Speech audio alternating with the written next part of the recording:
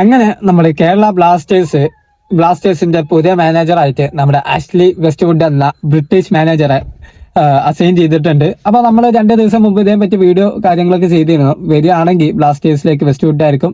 നമ്മുടെ ഇവാൻ ആശാനുമായി ബന്ധപ്പെട്ട കാര്യങ്ങളൊന്നും ഇവന്മാര് ചെയ്തിട്ടില്ല എന്നല്ല കാര്യം. അപ്പൊ ആ ഒരു കാര്യം കൺഫേം ആയിട്ടുണ്ട്. അതുപോലെ തന്നെ ഡേവിഡ് കാറ്റാല ആ ഒരു സമയത്ത് സ്പെയിനിൽ പോയി എന്നുള്ള സംഭവം നമ്മൾ പറഞ്ഞിരുന്നു. അത് ശരിക്കും പറഞ്ഞ ക്ലബ്ബ് ഒഴിവാക്കിയിട്ട് ആള് പോയതായിരുന്നു. അപ്പൊ ഏതായാലും ഇന്ന് ബ്ലാസ്റ്റേഴ്സിൽ വെസ്റ്റ്വുഡിന്റെ എറയാണ്.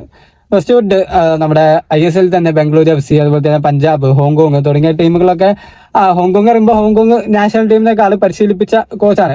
അപ്പൊ ഇനി സത്യം പറഞ്ഞാൽ പുള്ളിക്കാരന്റെ കോൺട്രാക്ട് എന്ന് പറയുന്നത് ഈ ഒരു വർഷത്തിൽ അവസാനം വരെയാണ്. ഈ വർഷമല്ല, ഈ ഒരു സീസണിന്റെ അവസാനം വരെയാണ്, ISL സീസണിന്റെ. അപ്പൊ നമ്മൾ നോക്കിക്കഴിഞ്ഞാൽ ഏകദേശം എത്ര മാച്ച് ഉണ്ട് ഇപ്പോ? നമ്മൾ ഏകദേശം 6 മാച്ച് കഴിഞ്ഞ് ഇനി ഒരു 7 മാച്ചും കൂടി ഉണ്ടാവും.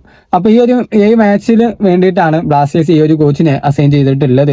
അപ്പോൾ ഇനി പുള്ളിക്കാരന് വന്ന് മാച്ചൊക്കെ കാണിക്കാൻ പറ്റുമെന്ന് അറിയില്ല. 7 കളി കൊണ്ട് പുള്ളിക്കാരന്റെ ടാറ്റിക്സ് ടീമിൽ ഇംപ്ലിമെന്റ് ചെയ്യാന്നൊക്കെ പറയുന്നത് പ്ലേയേഴ്സിന് ബുദ്ധിമുട്ടാണ്. ഐ മീൻ ആ ഒരു പുതിയ മാനേജർ, പുതിയ ടാറ്റിക്സ്, പുതിയ ഐഡിയാസ്, അപ്പോൾ റിസ്ക് ആയിരിക്കും. പക്ഷെ എങ്ങനെയാണെന്ന് പുള്ളിക്കാരൻ ടീമിനെ ലീഡ് ചെയ്യാന്നുള്ള കാര്യത്തിൽ നമ്മൾ കണ്ടറിയേണ്ടതാണ്.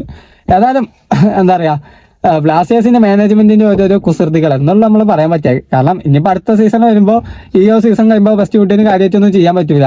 അപ്പൊ എന്താണ്, സ്വാഭാവികമായിട്ട് വെസ്റ്റ്വുഡിനെ ഒഴിവാക്കിയിട്ട് പുതിയ മാനേജർക്കും അങ്ങനെ ഇങ്ങനെ മാനേജർമാരെ മാറ്റി കളിക്കുന്ന ഒരു സിസ്റ്റം അത്രേ ഉള്ളൂ.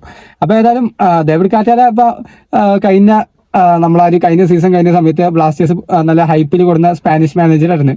അതുപോലെ തന്നെ ഇതൊരു ബ്രിട്ടീഷ് മാനേജർ, ഇയാളും ഇവിടെ തൂഫാനാകുന്ന കാര്യത്തിൽ സംശയം കാര്യങ്ങളൊന്നുമില്ല. ഏതായാലും നിങ്ങളുടെ അഭിപ്രായം കമന്റ് ചെയ്യുക. അതുപോലെ നമ്മളെ കോണ്ടന്റ്സ് കാര്യങ്ങളൊക്കെ ഇഷ്ടപ്പെടുന്നുണ്ടെങ്കിൽ ലൈക്ക് ചെയ്യുക, ചാനൽ ഒന്ന് സബ്സ്ക്രൈബ് ചെയ്യുക.